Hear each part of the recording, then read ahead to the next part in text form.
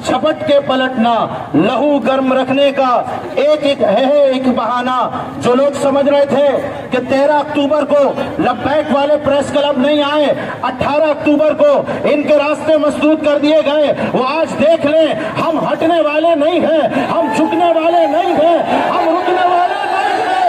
आज press club पर हुजूर के गुलाम पहुंचकर बता रहे गए, अगर तुम गुस्ताखों की हिमायत में निकलोगे तो रसूलुल्लाह के ये वफादार हुर्मत रसूल के लिए निकलते रहेंगे।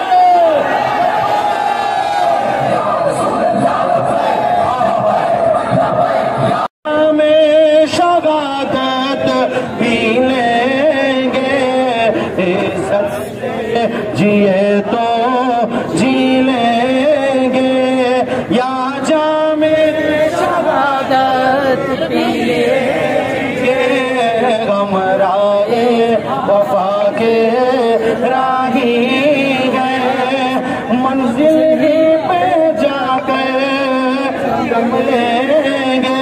लब्बैक लब्बैक लब्बैक या रसूल अल्लाह, लब्बैक लब्बैक लब्बैक या रसूल अल्लाह, लब्बैक लब्बैक लब्बैक या रसूल अल्लाह, लब्बैक लब्बैक लब्बैक या रसूल अल्लाह।